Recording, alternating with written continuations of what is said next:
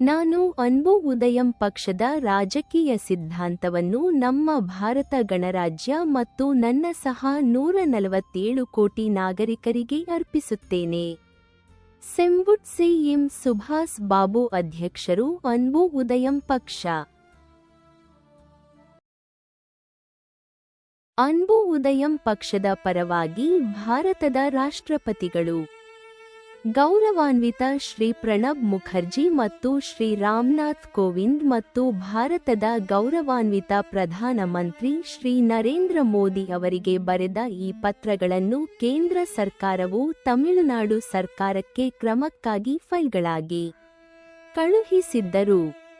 ರಾಜ್ಯದ ಆಡಳಿತ ಪಕ್ಷವು ಇಲಾಖಾ ಆಡಳಿತಾತ್ಮಕ ಕ್ರಮ ಕೈಗೊಳ್ಳಲಿಲ್ಲ. ಬದಲಿಗೆ ತಮಿಳುನಾಡು ಸರ್ಕಾರದ ಪೊಲೀಸ್, ಗೃಹ ಇಲಾಖೆಯ ಮೂಲಕ ಪೊಲೀಸ್ ಕ್ರಮ ಕೈಗೊಂಡಿತು. ತಮಿಳುನಾಡು ರಾಜ್ಯ ಪೊಲೀಸ್ ನಿರ್ದೇಶಕ, ಡಿಜಿಪಿ ಮತ್ತು ಅವರ ಪೊಲೀಸ್ ಶ್ರೇಣಿಯಲ್ಲಿರುವ ಪೊಲೀಸ್ ಅಧಿಕಾರಿಗಳು, ಮಧುರೈ ದಕ್ಷಿಣ ವಲಯ ಪೊಲೀಸ್ ಮುಖ್ಯಸ್ಥ, ಥೇಣಿ ಜಿಲ್ಲಾ ಪೊಲೀಸ್ ವರಿಷ್ಠಾಧಿಕಾರಿ ಮತ್ತು ಅನ್ಬು ಉದಯಂ ಪಕ್ಷದ ಕಚೇರಿ ಇರುವ ಗುಡಲೂರು ಉತ್ತರ ಪೊಲೀಸ್ ಠಾಣೆಯ ಇನ್ಸ್ಪೆಕ್ಟರ್ ಅನ್ಬು ಉದಯಂ ಪಕ್ಷದ ಪರವಾಗಿ ಬರೆದ ಪತ್ರಗಳನ್ನು ಕೇಂದ್ರ ಸರ್ಕಾರಕ್ಕೆ ಇಟ್ಟುಕೊಂಡಿದ್ದರು. ಅವರು ನನ್ನನ್ನು ಪಕ್ಷದ ಸದಸ್ಯ ಅಥವಾ ನಾಯಕ ಎಂದು ಕರೆಯಲಿಲ್ಲ, ಆದರೆ ಒಬ್ಬ ವ್ಯಕ್ತಿಯಾಗಿ ಪೊಲೀಸ್ ಸಮನ್ಸ್ ಆಧಾರದ ಮೇಲೆ ನನ್ನನ್ನು ವೈಯಕ್ತಿಕವಾಗಿ ಪೊಲೀಸ್ ಠಾಣೆಗೆ ಕರೆಸಿದರು. ತನಿಖೆಯ ಹೆಸರಿನಲ್ಲಿ ನನ್ನನ್ನು 11 ಬಾರಿ ಪೊಲೀಸ್ ಠಾಣೆಯಲ್ಲಿ ಇರಿಸಿದರು ಮತ್ತು ಅನ್ಬು ಉದಯಂ ಪಕ್ಷದ ಪರವಾಗಿ ನಾನು ಕೇಂದ್ರ ಸರ್ಕಾರಕ್ಕೆ ರಾಜಕೀಯವಾಗಿ ಬರೆದ 10 ಪತ್ರಗಳಿಗೆ ಸರ್ಕಾರ ನನ್ನ ಪತ್ರದ ಪ್ರಕಾರ ಕ್ರಮ ಕೈಗೊಂಡಿದೆ ಎಂದು ಹೇಳುವ ಹೇಳಿಕೆಯನ್ನು ಪೊಲೀಸ್ ಇಲಾಖೆ ನನ್ನಿಂದ ಪಡೆದುಕೊಂಡಿತು. ಅದರಂತೆ ಈ ಪತ್ರಗಳಲ್ಲಿ ಒಂದಕ್ಕೆ ಥೇಣಿ ಜಿಲ್ಲಾ ಪೊಲೀಸ್ ವರಿಷ್ಠಾಧಿಕಾರಿಯ ಮಟ್ಟದಲ್ಲಿ ತನಿಖಾ ವರದಿಯನ್ನು ಸಿದ್ಧಪಡಿಸಲಾಯಿತು ಮತ್ತು ಅದನ್ನು ಅವರ ಮೇಲಧಿಕಾರಿಯಾದ ಮಧುರೈ ದಕ್ಷಿಣ ವಲಯ ಪೊಲೀಸ್ ಮುಖ್ಯಸ್ಥರಿಗೆ ಕಳುಹಿಸಲಾಯಿತು. ನಂತರ ಅವರ ಕಚೇರಿಯಿಂದ ಜುಲೈ 2, 2019 ರಂದು ನನಗೆ ಕಳುಹಿಸಲಾದ ತನಿಖಾ ವರದಿಯ ಪ್ರತಿಯ ಮೂಲಕ ಆ ತನಿಖೆಯ ವಿವರಗಳನ್ನು ನಾನು ತಿಳಿದುಕೊಂಡೆ. ಅನ್ಬು ಉದಯಂ ಪಕ್ಷದ ಪರವಾಗಿ ನಾನು ಕೇಂದ್ರ ಸರ್ಕಾರಕ್ಕೆ ಬರೆದ ಪ್ರತಿಯೊಂದು ಪತ್ರದ ಪ್ರಾಮುಖ್ಯತೆಯ ಆಧಾರದ ಮೇಲೆ ನನ್ನ ಪತ್ರಗಳಿಗೆ ಪೊಲೀಸ್ ಸಮನ್ಸ್ ಆಧಾರದ ಮೇಲೆ ನಾನು ಪೊಲೀಸ್ ಠಾಣೆಯಲ್ಲಿ ಹೇಳಿಕೆ ನೀಡುತ್ತಿರುವುದು ಏಕೆ? ಪೊಲೀಸ್ ಇಲಾಖೆ ನನ್ನಿಂದ ನನ್ನ ಪತ್ರಗಳಿಗೆ ಹೇಳಿಕೆಯನ್ನು ಏಕೆ ಪಡೆಯುತ್ತಿದೆ? ಅದನ್ನು ನನ್ನಿಂದ ಏಕೆ ಪಡೆಯಲಾಗುತ್ತಿದೆ? ಸರ್ಕಾರಕ್ಕೆ ಬರೆದ ಪತ್ರ ಪೊಲೀಸ್ ಇಲಾಖೆಗೆ ಏಕೆ ತಲುಪಿತು? ಅದು ನನಗೆ ಹೇಗೆ ತಲುಪಿತು? ಆ ಸಮಯದಲ್ಲಿ ನನಗೆ ಅದರ ಬಗ್ಗೆ ಏನೂ ತಿಳಿದಿರಲಿಲ್ಲ. ಕೊನೆಯ ಬಾರಿ ನನ್ನ 10 ಪತ್ರಗಳ ಕುರಿತು ಪೊಲೀಸ್ ತನಿಖೆಯ ನಂತರ ಥೇಣಿ ಜಿಲ್ಲೆಯ ಪೊಲೀಸ್ ವರಿಷ್ಠಾಧಿಕಾರಿ ನನ್ನ ಹೇಳಿಕೆಯ ಆಧಾರದ ಮೇಲೆ ಜುಲೈ 2, 2019 ರಂದು ತನಿಖಾ ವರದಿಯನ್ನು ಕಳುಹಿಸಿದರು. ಅದರಲ್ಲಿರುವ ತನಿಖಾ ವಿವರಗಳನ್ನು ಪರಿಶೀಲಿಸಿದಾಗ ಮಾತ್ರ ನಾನು ಅನ್ಬು ಉದಯಂ ಪಕ್ಷದ ಪರವಾಗಿ ಭಾರತದ ಗೌರವಾನ್ವಿತ ರಾಷ್ಟ್ರಪತಿ ಶ್ರೀ ರಾಮನಾಥ್ ಕೋವಿಂದ್ ಮತ್ತು ಭಾರತದ ಗೌರವಾನ್ವಿತ ಪ್ರಧಾನಿ ಶ್ರೀ ನರೇಂದ್ರ ಮೋದಿ ಅವರಿಗೆ ಬರೆದ ಪತ್ರವನ್ನು ಪೊಲೀಸರು ವೈಯಕ್ತಿಕವಾಗಿ ಪಡೆದುಕೊಂಡಿದ್ದಾರೆ ಎಂದು ಅರ್ಥಮಾಡಿಕೊಳ್ಳಲು ಸಾಧ್ಯವಾಯಿತು. ಅದೇ ಸಮಯದಲ್ಲಿ ಆ ತನಿಖಾ ವರದಿಯಲ್ಲಿ ಅರ್ಜಿದಾರರಾಗಿ ನನ್ನ ವೈಯಕ್ತಿಕ ಹೆಸರನ್ನು ಉಲ್ಲೇಖಿಸಿದ್ದ ಪೊಲೀಸರು ಯಾರನ್ನೂ ಪ್ರತಿವಾದಿಯನ್ನಾಗಿ ಹೆಸರಿಸಿರಲಿಲ್ಲ ಎಂಬುದು ಗಮನಾರ್ಹ. ತಮಿಳುನಾಡು ಮಾಜಿ ಮುಖ್ಯಮಂತ್ರಿ ಶ್ರೀಮತಿ ಜೆ. ಜಯಲಲಿತಾ ಅವರ ಸಾವಿನ ಸುತ್ತಲಿನ ನಿಗೂಢತೆಯನ್ನು ಸ್ಪಷ್ಟಪಡಿಸಲು ಉದ್ದೇಶಿಸಲಾದ ಅನ್ಬು ಉದಯಂ ಪಕ್ಷಕ್ಕೆ ಸೇರಿದ ಸರ್ಕಾರಿ ದಾಖಲೆಗಳನ್ನು ಪೊಲೀಸ್ ತನಿಖೆಯ ಹೆಸರಿನಲ್ಲಿ ಅನುಚಿತವಾಗಿ ಪ್ರವೇಶಿಸಲಾಗಿದೆ ಎಂದು ಆಗ ನನಗೆ ಅರಿವಾಯಿತು. ಜುಲೈ 2, 2019ರ ತನಿಖಾ ವರದಿಯನ್ನು ಅನ್ಬು ಉದಯಂ ಪಕ್ಷವು ಕೇಂದ್ರ ಸರ್ಕಾರಕ್ಕೆ ಕಳುಹಿಸಿದ ಪತ್ರದಲ್ಲಿನ ವಿವರಗಳ ಆಧಾರದ ಮೇಲೆ ಯಾವುದೇ ನಿರ್ದಿಷ್ಟತೆಯನ್ನು ಉಲ್ಲೇಖಿಸದೆ ಸಾಮಾನ್ಯ ತನಿಖಾ ವರದಿಯಾಗಿ ತಯಾರಿಸಲಾಗಿದೆ. ಮಾರ್ಚ್ 8, 2018ರಂದು ಭಾರತದ ರಾಷ್ಟ್ರಪತಿಗಳಾದ ಶ್ರೀ ರಾಮನಾಥ್ ಕೋವಿಂದ್ ಅವರಿಗೆ ಅನ್ಬು ಉದಯಂ ಪಕ್ಷದ ಪರವಾಗಿ ಬರೆದ ಪತ್ರದ ಕೆಲವು ಪುಟಗಳಲ್ಲಿರುವ ವಿಷಯಗಳ ಸ್ವರೂಪ, ತಮಿಳುನಾಡು ಅವರ ಸಾವು ನಿಗೂಢವಾಗಿದೆ ಎಂಬ ಅನುಮಾನದ ಕುರಿತಾದ ಪತ್ರ ಮತ್ತು ನವೆಂಬರ್ 16, 2017ರಂದು ವಿಚಾರಣಾ ಆಯೋಗಕ್ಕೆ ಅನ್ಬು ಉದಯಂ ಪಕ್ಷದ ಪರವಾಗಿಯೇ ಆರುಮುಗಸ್ವಾಮಿ ಸಲ್ಲಿಸಿದ ಅಫಿಡವಿಟ್ ಮತ್ತು ಅದರೊಂದಿಗೆ ಸಲ್ಲಿಸಲಾದ 7 ಪೋಷಕ ದಾಖಲೆಗಳು ಮತ್ತು ತಮಿಳುನಾಡು ರಾಜ್ಯಪಾಲ ಶ್ರೀ ಬನ್ವರಿಲಾಲ್ ಪುರೋಹಿತ್ ವಿರುದ್ಧದ ಲೈಂಗಿಕ ಕಿರುಕುಳ ವಿವಾದದ ಕುರಿತು ಏಪ್ರಿಲ್ 18, 2018ರಂದು ಭಾರತದ ರಾಷ್ಟ್ರಪತಿಗಳಾದ ಶ್ರೀ ರಾಮನಾಥ್ ಕೋವಿಂದ್ ಅವರ ಪರವಾಗಿ ಬರೆದ ಈ ಪತ್ರದ ಕೆಲವು ಪುಟಗಳಲ್ಲಿ ಸರ್ಕಾರಿ ರಚನೆಗಳಲ್ಲಿ ಕ್ರಮ ಕೈಗೊಳ್ಳಲು ಆಡಳಿತ ಇಲಾಖೆಗಳಲ್ಲಿ ಅನ್ಬು ಉದಯಂ ಪಕ್ಷದ ಪರವಾಗಿ ಬರೆದ ಎಲ್ಲಾ ಪತ್ರಗಳನ್ನು ಸರ್ಕಾರಿ ಕಡತದಲ್ಲಿ ಪುರಾವೆಯಾಗಿ ನಾಶಪಡಿಸಬೇಕು ಮತ್ತು ಅನ್ಬು ಉದಯಂ ಪಕ್ಷದ ನೋಂದಣಿಯ ಬಗ್ಗೆ ಅನುಮಾನಗಳನ್ನು ಎತ್ತಬೇಕು ಎಂದು ಇಲ್ಲಿ ನಿರ್ದೇಶಿಸಲಾಗಿದೆ. ಮತ್ತು ಅದರ ಆಡಳಿತಗಾರರು, ಸದಸ್ಯರು, ಸ್ಥಾಪಕರು, ಅಧ್ಯಕ್ಷರು ಮತ್ತು ಪ್ರಧಾನ ಕಾರ್ಯದರ್ಶಿ ಮತ್ತು ಅದೇ ಸಮಯದಲ್ಲಿ ಭಾರತ ಗಣರಾಜ್ಯ ಇಡೀ ಸರ್ಕಾರಿ ರಚನೆಯಲ್ಲಿ ಅನ್ಬು ಉದಯಂ ಪಕ್ಷದ ವಿಶ್ವಾಸಾರ್ಹತೆಯನ್ನು ಕಡಿಮೆ ಮಾಡುವ ಉದ್ದೇಶದಿಂದ ಥೇಣಿ ಜಿಲ್ಲಾ ಪೊಲೀಸ್ ವರಿಷ್ಠಾಧಿಕಾರಿ ಜುಲೈ 2, 2019ರ ತನಿಖಾ ವರದಿಯಲ್ಲಿ ಉದ್ದೇಶಪೂರ್ವಕವಾಗಿ ಸುಳ್ಳು ಮತ್ತು ಸುಳ್ಳು ಮಾಹಿತಿಯನ್ನು ದಾಖಲಿಸಿದ್ದಾರೆ, ಮೋಸದ ತನಿಖಾ ವರದಿಯನ್ನು ರಚಿಸಿದ್ದಾರೆ ಮತ್ತು ಪೊಲೀಸ್ ಇಲಾಖೆಯಲ್ಲಿದ್ದಾಗ ಸರ್ಕಾರಿ ಫೈಲ್ಗಳಲ್ಲಿ ಅದರ ಎಲ್ಲಾ ಸಂಬಂಧಿತ ವಿಷಯಗಳನ್ನು ಮರೆಮಾಡಿದ್ದಾರೆ ಮತ್ತು ಅನ್ಬು ಉದಯಂ ಪಕ್ಷದ ವಿರುದ್ಧ ಅನುಚಿತ ಆಡಳಿತಾತ್ಮಕ ಮತ್ತು ಅನಧಿಕೃತ ರೀತಿಯಲ್ಲಿ ಮೋಸದ ತನಿಖಾ ವರದಿಯನ್ನು ಸಿದ್ಧಪಡಿಸಿದ್ದಾರೆ. ಈ ಆಧಾರದ ಮೇಲೆ ಅನ್ಬು ಉದಯಂ ಪಕ್ಷದ ಪರವಾಗಿ ನಾನು ಎಂ. ಸುಭಾಷ್ ಬಾಬು ಜುಲೈ 15, 2019ರಂದು 414 ಪುಟಗಳ ವಿವರವಾದ ಪತ್ರವನ್ನು ಈ ಕೆಳಗಿನ ಗೌರವಾನ್ವಿತರಿಗೆ ಕಳುಹಿಸಿದೆ. 1. ವಿಶ್ವಸಂಸ್ಥೆಯ ಕಾರ್ಯದರ್ಶಿ ಶ್ರೀ ಆಂಟೋನಿಯೋ ಗುಟೆರೆಸ್ ಅವರು ವಿಶ್ವಸಂಸ್ಥೆಯ ಸಚಿವಾಲಯದಲ್ಲಿ. 2. ಭಾರತದ ಗೌರವಾನ್ವಿತ ರಾಷ್ಟ್ರಪತಿ ಶ್ರೀ ರಾಮನಾಥ್ ಕೋವಿಂದ್, ಕೇಂದ್ರ ಸರ್ಕಾರದಲ್ಲಿ ದೇಶದ ಕಾರ್ಯನಿರ್ವಾಹಕ ಮುಖ್ಯಸ್ಥರು. 3. ಭಾರತದ ಗೌರವಾನ್ವಿತ ಪ್ರಧಾನಿ ಶ್ರೀ ನರೇಂದ್ರ ಮೋದಿ, ಕೇಂದ್ರ ಸಂಸತ್ತಿನಲ್ಲಿ ಆಡಳಿತ ಪಕ್ಷದ ನಾಯಕಿ. 4. ಕೇಂದ್ರ ಗೃಹ ಸಚಿವ ಶ್ರೀ ರಾಜನಾಥ್ ಸಿಂಗ್. 5. ಕೇಂದ್ರ ವಿದೇಶಾಂಗ ಸಚಿವೆ ಶ್ರೀಮತಿ ಸುಷ್ಮಾ ಸ್ವರಾಜ್. 6. ಕೇಂದ್ರ ಮಾಹಿತಿ ಮತ್ತು ಪ್ರಸಾರ ಖಾತೆ ರಾಜ್ಯ ಸಚಿವ ಶ್ರೀ ಕರ್ನಲ್ ರಾಜ್ಯವರ್ಧನ್ ಸಿಂಗ್ ರಾಥೋಡ್. 7. ತಮಿಳುನಾಡು ರಾಜ್ಯಪಾಲ ಶ್ರೀ ಬನ್ವರಿಲಾಲ್ ಪುರೋಹಿತ್, ರಾಜ್ಯ ಸರ್ಕಾರದ ರಾಜ್ಯ ಕಾರ್ಯಕಾರಿ ಮುಖ್ಯಸ್ಥರು. 8. ರಾಜ್ಯ ವಿಧಾನಸಭೆಯಲ್ಲಿ ಆಡಳಿತ ಪಕ್ಷದ ಗೌರವಾನ್ವಿತ ನಾಯಕ ಮತ್ತು ತಮಿಳುನಾಡಿನ ಗೌರವಾನ್ವಿತ ಮುಖ್ಯಮಂತ್ರಿ ಶ್ರೀ ಎಡಪ್ಪಾಡಿ ಕೆ ಪಳನಿಸ್ವಾಮಿ. 9. ಭಾರತದ ಚುನಾವಣಾ ಆಯೋಗದ ಕಾರ್ಯದರ್ಶಿ. 10. ನ್ಯಾಯಾಂಗದಲ್ಲಿ ಭಾರತದ ಸುಪ್ರೀಂ ಕೋರ್ಟ್ನ ರಿಜಿಸ್ಟ್ರಾರ್ ಜನರಲ್ ಸೆಕ್ರೆಟರಿ. 11. ಮದ್ರಾಸ್ ಹೈಕೋರ್ಟ್ನ ರಿಜಿಸ್ಟ್ರಾರ್ ಜನರಲ್. 12. ಮಾಧ್ಯಮದಲ್ಲಿ ಭಾರತೀಯ ಪತ್ರಿಕಾ ಮಂಡಳಿಯ ಕಾರ್ಯದರ್ಶಿ. ಮತ್ತು 13. ಪ್ರೆಸ್ ಟ್ರಸ್ಟ್ ಆಫ್ ಇಂಡಿಯಾ ಲಿಮಿಟೆಡ್ನ ಅಧ್ಯಕ್ಷ ಶ್ರೀ ವಿವೇಕ್ ಗೋಯೆಂಕಾ. ಈ ಪತ್ರವನ್ನು ಮೇಲಿನ 13 ವ್ಯಕ್ತಿಗಳಿಗೆ 2008ರಿಂದ 2019ರವರೆಗಿನ ಅನ್ಬು ಉದಯಂ ರಾಜಕೀಯ ಯುಗದ ಬಗ್ಗೆ ಬರೆಯಲಾಗಿದೆ. ಹೀಗಾಗಿ ಸುತ್ತಮುತ್ತಲಿನ ನಿಗೂಢತೆಯನ್ನು ತನಿಖೆ ಮಾಡಲು ಸ್ಥಾಪಿಸಲಾದ ಎಐ ತಮಿಳುನಾಡಿನ ಮಾಜಿ ಮುಖ್ಯಮಂತ್ರಿ ಶ್ರೀಮತಿ ಜಯಲಲಿತಾ ಅವರ ಸಾವು. ತಮಿಳುನಾಡು ರಾಜ್ಯಪಾಲ ಶ್ರೀ ಬನ್ವರಿಲಾಲ್ ಪುರೋಹಿತ್ ವಿರುದ್ಧದ ಲೈಂಗಿಕ ಕಿರುಕುಳ ವಿವಾದದ ತನಿಖೆ ನಡೆಸಲು ರಾಜ್ಯಪಾಲರು ನೇಮಿಸಿದ ಅರುಮುಗಸಾಮಿ ವಿಚಾರಣಾ ಆಯೋಗ ಮತ್ತು ಸಂತಾನಂ ಏಕವ್ಯಕ್ತಿ ವಿಚಾರಣಾ ಆಯೋಗ ಸಂಬಂಧಿತ ವಿಷಯಗಳ ತನಿಖೆ ನಡೆಸುತ್ತಿದ್ದರೆ, ಥೇಣಿ ಜಿಲ್ಲೆಯ ಪೊಲೀಸ್ ವರಿಷ್ಠಾಧಿಕಾರಿ ಶ್ರೀ ವಿ.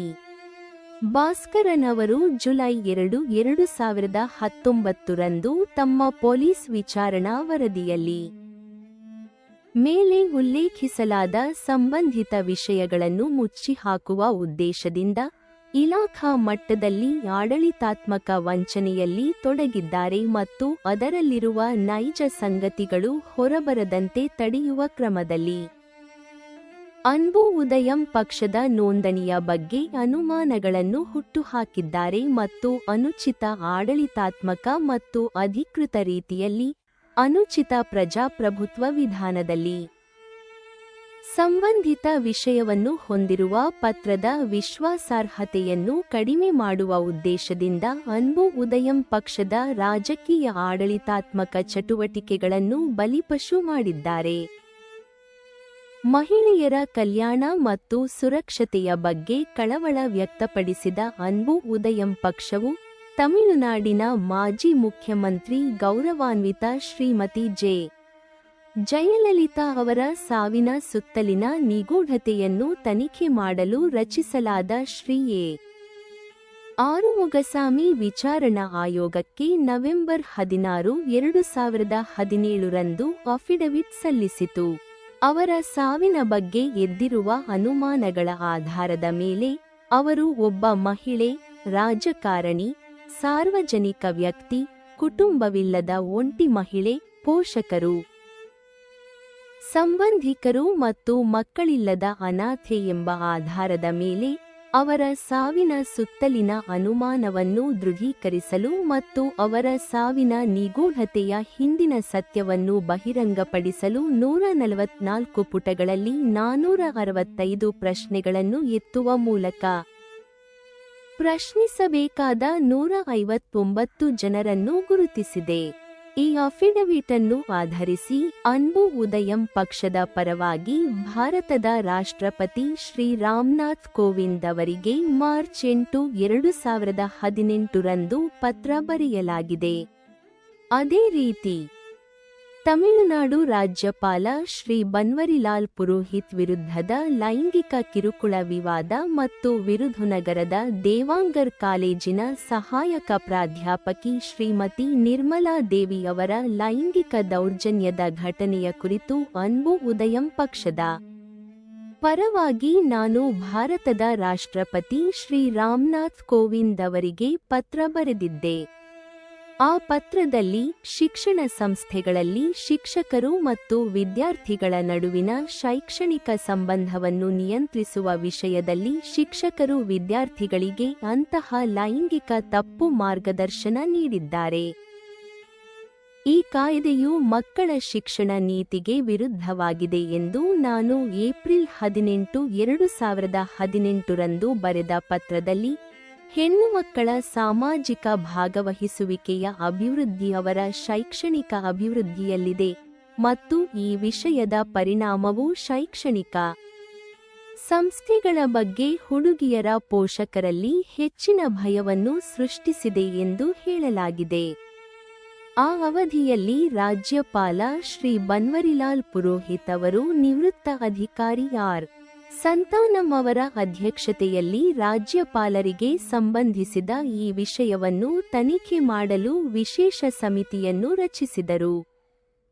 ನವೆಂಬರ್ 16, 2019 ರಂದು ಅನ್ಬು ಉದಯಂ ಕಚ್ಚಿ ಅವರು ಈ ಆರುಮುಗಸಾಮಿ ವಿಚಾರಣಾ ಆಯೋಗಕ್ಕೆ ಸಲ್ಲಿಸಿದ ಅಫಿಡವಿಟ್ನಲ್ಲಿರುವ ವಿಷಯಗಳು ಮತ್ತು ಸಂತಾನಂ ಆಯೋಗ ನಡೆಸುತ್ತಿರುವ ವಿಚಾರಣೆಯನ್ನು ಆಧರಿಸಿ ಮತ್ತು ಈ ಪ್ರಮುಖ ವಿಷಯಗಳ ಆಧಾರದ ಮೇಲೆ ನಮ್ಮ ಅನ್ಬು ಉದಯಂ ಪಕ್ಷದ ಪರವಾಗಿ ಸಾಕ್ಷ್ಯವಾಗಿ ಆಧಾರವಾಗಿ ಸಲ್ಲಿಸಲಾದ ವಿಷಯಗಳ ಬಗ್ಗೆ ಭಾರತದ ಗೌರವಾನ್ವಿತ ರಾಷ್ಟ್ರಪತಿಗಳಾದ ಶ್ರೀ ರಾಮನಾಥ್ ಕೋವಿಂದ್ ಅವರಿಗೆ ದಿನಾಂಕ ಮಾರ್ಚ್ 8, 2018 ಮತ್ತು ಏಪ್ರಿಲ್ 18, 2018 ಬರೆದ ಪತ್ರಗಳು.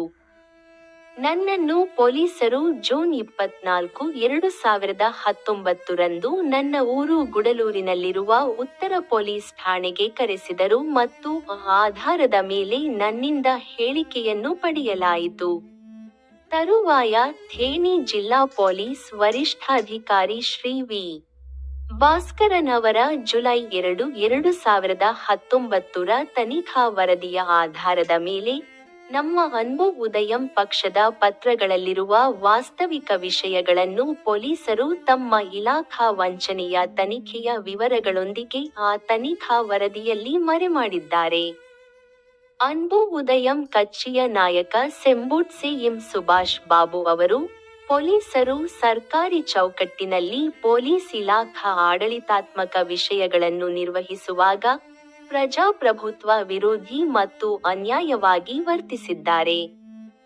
ಕೇವಲ ರಾಜಕೀಯ ಕಾರಣಗಳಿಗಾಗಿ ತಮ್ಮದೇ ಆದ ಪೊಲೀಸ್ ಇಲಾಖಾ ಆಡಳಿತಾತ್ಮಕ ಕಾರ್ಯವಿಧಾನಗಳನ್ನು ಉಲ್ಲಂಘಿಸಿದ್ದಾರೆ ಮತ್ತು ಅನ್ಬು ಉದಯಂ ಕಚ್ಚಿಯನ್ನು ಬಲಿಪಶುವನ್ನಾಗಿ ಮಾಡಿದ್ದಾರೆ ಎಂದು ನಾನು ಭಾರತ ಚುನಾವಣಾ ಆಯೋಗದ ಗಮನಕ್ಕೆ ತರಲು ಬಯಸುತ್ತೇನೆ ಎಂದು ಹೇಳಿದರು. ಜುಲೈ 2, 2019 ಪೊಲೀಸ್ ವಿಚಾರಣಾ ವರದಿಯಲ್ಲಿ, ಪೊಲೀಸರು ಸೆಪ್ಟೆಂಬರ್ 18, 2013 ಭಾರತ ಚುನಾವಣಾ ಆಯೋಗದಲ್ಲಿ ನೋಂದಾಯಿಸಲಾದ ಅನ್ಬು ಉದಯಂ ಕಚ್ಚಿ, ಅದರ ನಾಯಕ, ಪ್ರಧಾನ ಕಾರ್ಯದರ್ಶಿ, ಪದಾಧಿಕಾರಿಗಳು ಮತ್ತು ಸದಸ್ಯರ ಬಗ್ಗೆ ತಪ್ಪು, ಸುಳ್ಳು ಮತ್ತು ಸುಳ್ಳು ನಕಲಿ ಮಾಹಿತಿಯನ್ನು ತಂದಿದ್ದಾರೆ. ಮಾರ್ಚ್ 8, 2018 ಮತ್ತು ಏಪ್ರಿಲ್ 18, 2018 ಬರೆದ ಅನ್ಬು ಉದಯಂ ಕಚ್ಚಿಯ 2 ಪತ್ರಗಳಲ್ಲಿ ಬರೆಯಲಾದ ವಿಷಯಗಳಿಗೆ ಸಂಬಂಧಿಸಿದ ಅಪರಾಧಗಳನ್ನು ಮುಚ್ಚಿಹಾಕಲು, ಆ ಅಪರಾಧಗಳಲ್ಲಿ ಭಾಗಿಯಾಗಿರುವವರನ್ನು ರಕ್ಷಿಸಲು, ಅಪರಾಧದ ಸತ್ಯ ಬೆಳಕಿಗೆ ಬರದಂತೆ ತಡೆಯಲು, ಈ ಅನ್ಬು ಉದಯಂ ಕಚ್ಚಿಯ ಪತ್ರಗಳಿಗೆ ಸಂಬಂಧಿಸಿದ ಇಲಾಖಾ ಮಟ್ಟದ ಸರ್ಕಾರಿ ಕಚೇರಿಯ ಕಡತಗಳನ್ನು ನಾಶ ಮಾಡಲು, ಈ ಅನ್ಬು ಉದಯಂ ಕಚ್ಚಿಯ ಪತ್ರಗಳಲ್ಲಿರುವ ವಿಷಯಗಳು ಬಹಿರಂಗಗೊಳ್ಳದಂತೆ ತಡೆಯಲು, ಅನ್ಬು ಉದಯಂ ಕಚ್ಚಿಯ ಮೇಲೆ ಇಲಾಖಾ ಮಟ್ಟದಲ್ಲಿ ಆಡಳಿತಾತ್ಮಕವಾಗಿ ಅನಗತ್ಯ ಅನುಮಾನವನ್ನು ಸೃಷ್ಟಿಸಲು, ನಮ್ಮ ಬಗ್ಗೆ ಮತ್ತು ನಮ್ಮ ಅನ್ಬು ಉದಯಂ ಕಚ್ಚಿಯ ಮೇಲೆ ಇತರರು ಹೊಂದಿರುವ ರಾಜಕೀಯ ನಂಬಿಕೆ ಮತ್ತು ಖ್ಯಾತಿಯನ್ನು ನಾಶ ಮಾಡಲು ಮತ್ತು ಪೊಲೀಸರಿಂದ ಜನರಲ್ಲಿ ನಮ್ಮ ಅನ್ಬು ಉದಯಂ ಪಕ್ಷದ ವಿಶ್ವಾಸಾರ್ಹತೆಯನ್ನು ಕುಗ್ಗಿಸಲು ಪೊಲೀಸರು ಇದನ್ನು ಕಾನೂನುಬಾಹಿರವಾಗಿ ಅನುಚಿತ, ಕಲ್ಪಿತ ಮತ್ತು ವಂಚನೆಯ ತನಿಖಾ ವರದಿಯಾಗಿ ಸಿದ್ಧಪಡಿಸಿದ್ದಾರೆ. ಪ್ರಜಾಪ್ರಭುತ್ವ ರಾಷ್ಟ್ರವಾದ ಭಾರತದಲ್ಲಿ 1950 ಸಂವಿಧಾನದ ಪ್ರಕಾರ ಮತ್ತು 1951 ಜನತಾ ಪ್ರಾತಿನಿಧ್ಯ ಕಾಯ್ದೆಯ ಪ್ರಕಾರ, ಚುನಾವಣೆಗಳ ಮೂಲಕ ಸಹ ನಾಗರಿಕರಿಂದ ಸಹ ಮತದಾರರಾಗಿ, ನಂತರ ರಾಜಕೀಯವಾಗಿ ಸಹ ಮತದಾರರಾಗಿ ಮತ್ತು ನಂತರ ಸಹ ಅಭ್ಯರ್ಥಿಗಳಿಂದ ಸಹ ಮತದಾರರ ಪ್ರತಿನಿಧಿಗಳಾಗಿ, ಮತ್ತು ಭಾರತದ ಚುನಾವಣಾ ಆಯೋಗದಿಂದ ರಾಷ್ಟ್ರೀಯ ಮಟ್ಟದಲ್ಲಿ ಮತ್ತು ರಾಜ್ಯ ಮಟ್ಟದಲ್ಲಿ ನೋಂದಾಯಿತ ಮತ್ತು ಗುರುತಿಸಲ್ಪಟ್ಟ ರಾಜಕೀಯ ಪಕ್ಷಗಳ ಸದಸ್ಯರಾಗಿ, ಮತ್ತು ಅವರ ನೇರ ಮತ್ತು ಅಥವಾ ಪರೋಕ್ಷ ಮೈತ್ರಿ ಪಕ್ಷಗಳ ಸದಸ್ಯರಾಗಿ, ಮತ್ತು ಕೇಂದ್ರ ಸಂಸತ್ತು ಮತ್ತು ರಾಜ್ಯ ಶಾಸಕಾಂಗ ಸಭೆಯ ಸದಸ್ಯರಾಗಿ, ಸರ್ಕಾರದಲ್ಲಿರುವ ಈ ಪಕ್ಷಗಳಲ್ಲಿ ಅವರು ಆ ವಿಷಯವನ್ನು ಬಹಿರಂಗವಾಗಿ ಹೇಳುತ್ತಿಲ್ಲ, ಆದರೆ ನನ್ನ ಸಹ ನಾಗರಿಕರೇ, ನನ್ನ ಸಹ ಮತದಾರರೇ, ಪ್ರತಿ ಚುನಾವಣೆಯಲ್ಲಿ ನೀವು ನನಗೆ ಮತ ಹಾಕಬೇಕು. ನಾನು ನಿಮ್ಮಿಂದ ಬಯಸುವುದು ಇಷ್ಟೇ, ನಾನು ನಿರೀಕ್ಷಿಸುವುದು ಅಷ್ಟೇ, ದೇಶದಲ್ಲಿ ಆಡಳಿತ ಪಕ್ಷದ ಆಡಳಿತಗಾರನಾಗಿ ನಾಗರಿಕರು ಚುನಾವಣೆಗಳಲ್ಲಿ ಅಭ್ಯರ್ಥಿಗಳಾಗಿ ಭಾಗವಹಿಸಲು ಮತ್ತು ಭಾರತದ ಚುನಾವಣಾ ಆಯೋಗದಿಂದ ನೋಂದಾಯಿಸಲ್ಪಟ್ಟ ಪಕ್ಷವಾಗಿ ರಾಜಕೀಯ ನಡೆಸಲು ನಾವು ಅನುಮತಿಸುವುದಿಲ್ಲ, ಮತ್ತು ಜನರ ಪ್ರತಿನಿಧಿಗಳಾಗಿ ಕೇಂದ್ರ ಸಂಸತ್ತು ಮತ್ತು ರಾಜ್ಯ ಶಾಸಕಾಂಗ ಸಭೆಯ ಸದಸ್ಯರಾಗಿ ನಮ್ಮ ಸ್ಥಾನವನ್ನು ಉಳಿಸಿಕೊಳ್ಳಲು ಸಂವಿಧಾನದ ಪ್ರಕಾರ ದೇಶದ ನಾಗರಿಕರಿಗೆ ನೀಡಲಾದ ಎಲ್ಲಾ ರಾಜಕೀಯ ಹಕ್ಕುಗಳನ್ನು ನಮ್ಮ ಸಹ ಮತದಾರರಿಂದ ಕಸಿದುಕೊಳ್ಳುತ್ತೇವೆ. ಅವರು ಸರ್ಕಾರವನ್ನು ಪ್ರಾಯೋಗಿಕವಾಗಿ ಈ ವ್ಯವಸ್ಥಿತವಲ್ಲದ ರೀತಿಯಲ್ಲಿ ನಿರ್ವಹಿಸುತ್ತಿದ್ದಾರೆ.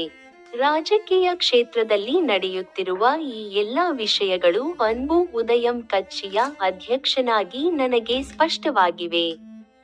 ಅದಕ್ಕಾಗಿಯೇ ಇಲ್ಲಿ ಇದರ ಬಗ್ಗೆ ನಿಮ್ಮೊಂದಿಗೆ ವಾದಿಸಲು ಏನೂ ಇಲ್ಲ. ನಮ್ಮ ರಾಜಕೀಯದ ಆರಂಭದಿಂದಲೂ ಆ ಪಕ್ಷಗಳು ನಿರಂತರವಾಗಿ ಇಂತಹ ಅಭ್ಯಾಸಗಳನ್ನು ನಿರ್ವಹಿಸುತ್ತಿವೆ ಎಂದು ನನಗೆ ಈಗಾಗಲೇ ತಿಳಿದಿದ್ದರು. ನಾವು ಅನ್ಬು ಉದಯಂ ಕಚ್ಚಿಯನ್ನು ರಾಜಕೀಯವಾಗಿ ಪಾರದರ್ಶಕವಾಗಿ, ಚುನಾವಣೆಗಳಲ್ಲಿ ಈ ಪಕ್ಷಗಳೊಂದಿಗೆ ನೇರ ಅಥವಾ ಪರೋಕ್ಷ ಮೈತ್ರಿ ಮಾಡಿಕೊಳ್ಳದೆ, ಸ್ವತಂತ್ರವಾಗಿ ಮತ್ತು ಚುನಾವಣೆಯಲ್ಲಿ ಅವುಗಳಿಂದ ದೂರವಿಡುತ್ತಾ ಬಂದಿರುವುದರಿಂದ, ಅವರು ನಮ್ಮ ಜನರ ಪ್ರತಿನಿಧಿಗಳು ಮತ್ತು ಆಡಳಿತಗಾರರಾಗಿರುವುದರಿಂದ, ಸರ್ಕಾರದಲ್ಲಿ ಆಡಳಿತ ಪಕ್ಷವಾಗಿರುವುದರಿಂದ, ಅವರು ನಮ್ಮ ಸಹ ನಾಗರಿಕರಾದ ಮತದಾರರ ಮತ ಬೆಂಬಲದೊಂದಿಗೆ ನಮ್ಮ ವಿರುದ್ಧ ಪ್ರಜಾಪ್ರಭುತ್ವ ವಿರೋಧಿ ರೀತಿಯಲ್ಲಿ ಧೈರ್ಯದಿಂದ ಮತ್ತು ಬಲವಾಗಿ ಅನೇಕ ಆಡಳಿತಾತ್ಮಕ ದೌರ್ಜನ್ಯಗಳನ್ನು ಮಾಡುತ್ತಿದ್ದಾರೆ. ಏಕೆಂದರೆ ಚುನಾವಣೆಯಲ್ಲಿ ಅದರ ಸಹ ನಾಗರಿಕರ ಬೆಂಬಲವಿಲ್ಲದೆ ಅದರ ಪ್ರಸ್ತುತ ರೂಪದಲ್ಲಿ ಅನ್ಬು ಉದಯಂ ಕಚ್ಚಿ ಇಷ್ಟೊಂದು ರಾಜಕೀಯವನ್ನು ನಡೆಸುತ್ತಿದ್ದರೂ, ನಾವು ಆಡಳಿತ ಪಕ್ಷ ಮತ್ತು ಮಾಧ್ಯಮಗಳ ಮೂಲಕ ಅಂತಹ ಸಮಸ್ಯೆಗಳನ್ನು ಎದುರಿಸುತ್ತಿದ್ದೇವೆ. ಇದು ಆಡಳಿತಗಾರರು, ಅಂದರೆ ಆಡಳಿತ ಪಕ್ಷ, ವಿರೋಧ ಪಕ್ಷ ಅಥವಾ ಎದುರಾಳಿ ಪಕ್ಷಗಳು, ಅವರ ನೇರ ಮತ್ತು ಅಥವಾ ಪರೋಕ್ಷ ಮೈತ್ರಿ ಪಕ್ಷಗಳು, 4 ರೀತಿಯ ಪಕ್ಷಗಳು, ಜನರ ಪ್ರತಿನಿಧಿಗಳು, ಮತ್ತು ಅನ್ಬು ಉದಯಂ ಕಚ್ಚಿಯ ನಡುವೆ ಸಾಮಾನ್ಯವಾಗಿ ನಡೆಯುವ ವಿಚಿತ್ರ ಪ್ರಜಾಸತ್ತಾತ್ಮಕ ಪರಿಸ್ಥಿತಿಯಾಗಿದೆ. ಅನ್ಬು ಉದಯಂ ಕಚ್ಚಿ ಕ್ಷೇತ್ರದಲ್ಲಿ ಎದುರಿಸುತ್ತಿರುವ ರಾಜಕೀಯ ವಾಸ್ತವ ಇದು.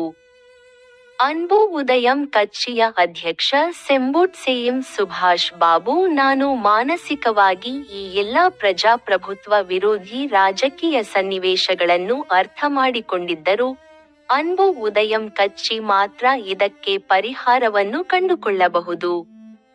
ಈ ಪ್ರಜಾಪ್ರಭುತ್ವ ರಾಷ್ಟ್ರವಾದ ಭಾರತದಲ್ಲಿ ಸುಮಾರು 147 ಕೋಟಿ ಜನಸಂಖ್ಯೆಯನ್ನು ಹೊಂದಿರುವ ನಮ್ಮ ಸಹವರ್ತಿ ನಾಗರಿಕರಾದ ನಾವು, ಚುನಾವಣೆಯ ಮೂಲಕ ಆಡಳಿತ ನಡೆಸುವ ಮೂಲಕ ಆಯ್ಕೆಯಾದ ಸರ್ಕಾರದಲ್ಲಿ ಕೇಂದ್ರ ಸಂಸತ್ತು ಮತ್ತು ರಾಜ್ಯ ಶಾಸಕಾಂಗ ಸಭೆಯಲ್ಲಿ ಸದಸ್ಯರಾಗಿ ಭಾಗವಹಿಸುವ 6,000 ಜನರನ್ನು ಇನ್ನೂ ಅನುಮತಿಸುತ್ತಿದ್ದೇವೆ.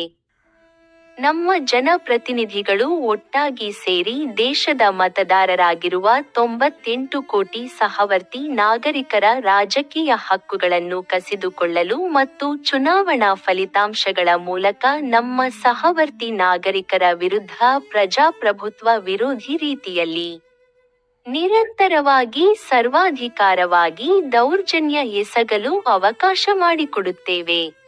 ಆದರೆ ಪ್ರಜಾಪ್ರಭುತ್ವ ರೀತಿಯಲ್ಲಿ ಅನ್ಬು ಉದಯಂ ಕಚ್ಚಿ ರಾಜಕೀಯ ನಡೆಸಲು ಮತ್ತು ಚುನಾವಣೆಯಲ್ಲಿ ಭಾಗವಹಿಸಲು ಬಿಡದಿರುವ ವಿಷಯ, ನನ್ನ ಸಹವರ್ತಿ ಭಾರತೀಯ ನಾಗರಿಕರೇ, ಚುನಾವಣೆಯಲ್ಲಿ ಮತ ಚಲಾಯಿಸಿದ ಮತ್ತು ಆಡಳಿತಗಾರರಾಗಿ ಚುನಾವಣೆಗಳ ಮೂಲಕ ಪ್ರತಿನಿಧಿಗಳಾಗಿ ಅವರನ್ನು ಆಯ್ಕೆ ಮಾಡಿದ ನನ್ನ ಸಹವರ್ತಿ ಮತದಾರರು, ನೀವು ಚುನಾವಣೆಗಳ ಮೂಲಕ ಆಯ್ಕೆ ಮಾಡಿದವರ ಈ ಕ್ರಮಗಳಿಗೆ ನೀವು ಒಪ್ಪುತ್ತೀರಾ?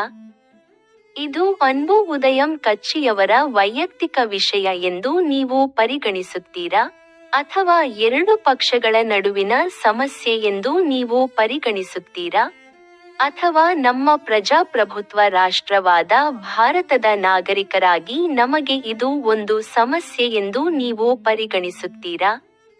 ಈಗ ಇದಕ್ಕೆ ಪ್ರತಿಕ್ರಿಯೆಯಾಗಿ ನೀವು ನನಗೆ ಏನು ಹೇಳಲಿದ್ದೀರಿ? ಪಕ್ಷವನ್ನು ನೋಂದಾಯಿಸಿ ಚುನಾವಣೆಗಳನ್ನು ನಡೆಸುವ ಭಾರತದ ಚುನಾವಣಾ ಆಯೋಗ. ಇದನ್ನು ನೋಂದಾಯಿತ ಮತ್ತು ಮಾನ್ಯತೆ ಪಡೆದ ಪಕ್ಷಗಳು ಮತ್ತು ನೋಂದಾಯಿತ ಪಕ್ಷದ ನಡುವಿನ ಸಮಸ್ಯೆ ಎಂದು ನಿರ್ಲಕ್ಷಿಸುವ ಚುನಾವಣಾ ಆಯೋಗವು ಇದು ಸರಿ ಎಂದು ನೀವು ಭಾವಿಸುತ್ತೀರಾ? ಇದು ಆಡಳಿತ ಪಕ್ಷ ಮತ್ತು ವಿರೋಧ ಪಕ್ಷಗಳು ಮತ್ತು ಅವುಗಳ ನೇರ ಮತ್ತು ಅಥವಾ ಪರೋಕ್ಷ ಮೈತ್ರಿ ಪಕ್ಷಗಳ ಪ್ರಜಾಸತ್ತಾತ್ಮಕ ಪ್ರಕ್ರಿಯೆಯೇ? ಹಾಗಾದರೆ ನಾನು ಇಲ್ಲಿ ಉಲ್ಲೇಖಿಸುತ್ತಿರುವಂತೆ ಅನ್ಬು ಉದಯಂ ಕಚ್ಚಿಯ ನಾಯಕನ ರಾಜಕೀಯದ ನಡವಳಿಕೆಯು ಪ್ರಜಾಪ್ರಭುತ್ವ ಪದ್ಧತಿಗೆ ಅನುಗುಣವಾಗಿಲ್ಲವೇ? ಇಲ್ಲಿ ಯಾವುದು ಸರಿ? ನೀವು ಏನು? ಈ ವಿಷಯದಲ್ಲಿ ಭಾರತದ ಚುನಾವಣಾ ಆಯೋಗವು ಅನ್ಬು ಉದಯಂ ಕಚ್ಚಿಗೆ ಪ್ರತಿಕ್ರಿಯಿಸಲಿದೆಯೇ?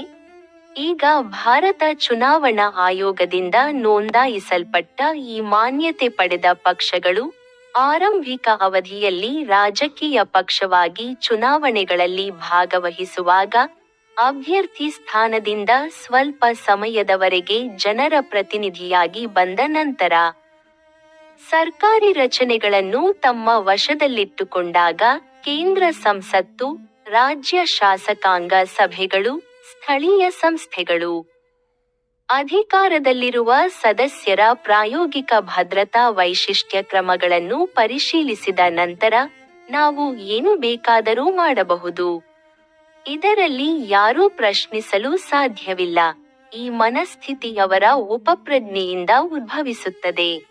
ಅದರ ನಂತರವೇ ತಮ್ಮ ಸಾಮರ್ಥ್ಯಕ್ಕೆ ಮೀರಿ ನಿರಂತರವಾಗಿ ಆ ಸ್ಥಾನದಲ್ಲಿ ತಮ್ಮನ್ನು ತಾವು ಉಳಿಸಿಕೊಳ್ಳಲು ಮತ್ತು ತಮ್ಮ ಇತರ ಸಹ ಮತದಾರರ ಸ್ಥಾನದಿಂದ ಮತ್ತು ತಮ್ಮ ಸಹ ಅಭ್ಯರ್ಥಿಗಳ ಸ್ಥಾನದಿಂದ ಚುನಾವಣಾ ಕ್ಷೇತ್ರದಲ್ಲಿ ವಿಶಿಷ್ಟ ಸ್ಥಾನವನ್ನು ಕಾಯ್ದುಕೊಳ್ಳಲು ಅವರು ಸರ್ಕಾರಿ ರಚನೆಯ ಇಲಾಖೆಗಳಲ್ಲಿ, ಚುನಾವಣಾ ಕಣದಲ್ಲಿ ಮತ್ತು ರಾಜಕೀಯ ಕ್ಷೇತ್ರದಲ್ಲಿ ದೌರ್ಜನ್ಯಗಳನ್ನು ಬಳಸುತ್ತಿದ್ದಾರೆ ಮತ್ತು ಸಂವಿಧಾನಕ್ಕೆ ವಿರುದ್ಧವಾಗಿ ವರ್ತಿಸುತ್ತಿದ್ದಾರೆ ಮತ್ತು ದೇಶದಲ್ಲಿ ಕಾನೂನು ಮತ್ತು ಸುವ್ಯವಸ್ಥೆಯನ್ನು ಉಲ್ಲಂಘಿಸುತ್ತಿದ್ದಾರೆ ಮತ್ತು ಪ್ರಜಾಪ್ರಭುತ್ವ ವಿರೋಧಿ ರೀತಿಯಲ್ಲಿ ಆಡಳಿತಾತ್ಮಕವಾಗಿ ವ್ಯರ್ಥವಾಗಿ ನಾಗರಿಕರಾಗಿರುವವರನ್ನು ತಮ್ಮ ಸಹ ಮತದಾರರಂತೆ ವಿರೋಧಿಸುತ್ತಿದ್ದಾರೆ. ಈ ರೀತಿಯಾಗಿ ಅವರು ಪ್ರತಿ ಹಂತದಲ್ಲೂ ಸರ್ಕಾರದಲ್ಲಿದ್ದಾರೆ. ಅನ್ಬು ಉದಯಂ ಕಚ್ಚಿ ರಾಜಕೀಯ ಮತ್ತು ಪಕ್ಷದ ಚಟುವಟಿಕೆಗಳ ವಿರುದ್ಧ ಆಡಳಿತಾತ್ಮಕ ದುಷ್ಕೃತ್ಯವನ್ನು ಮಾಡುತ್ತಿದ್ದಾರೆ. ಪ್ರಜಾಪ್ರಭುತ್ವ ಭಾರತದಲ್ಲಿ ನಾವು ಅದನ್ನು ನೇರವಾಗಿ ಎದುರಿಸಿದ್ದೇವೆ. ರಾಜಕೀಯ ಕ್ಷೇತ್ರದಲ್ಲಿ ನಾವು ನೇರವಾಗಿ ಪ್ರಭಾವಿತರಾಗಿದ್ದೇವೆ. ಅನ್ಬು ಉದಯಂ ಕಚ್ಚಿ ಆಡಳಿತಾತ್ಮಕವಾಗಿ ಪ್ರಾಯೋಗಿಕವಾಗಿ ಜಾರಿಗೆ ತರಲು ಪ್ರವೃತ್ತಿ ಹೊಂದಿದ್ದು, ಹಾಗಾದರೆ ಈ ರಾಜಕೀಯ ಪಕ್ಷಗಳು ಇಂತಹ ದೌರ್ಜನ್ಯಗಳನ್ನು ಮಾಡುವ ಸರ್ಕಾರವನ್ನು ಆಡಳಿತಾತ್ಮಕವಾಗಿ ಹೇಗೆ ಎದುರಿಸುತ್ತವೆ ಎಂಬ ಕ್ರಿಯೆಯನ್ನು ಪ್ರಜಾಸತ್ತಾತ್ಮಕವಾಗಿ ಪರಿಶೀಲಿಸುತ್ತಿದೆ. ಅನ್ಬು ಉದಯಂ ನಾಗರಿಕರ ಸ್ವಂತ ರಾಜಕೀಯ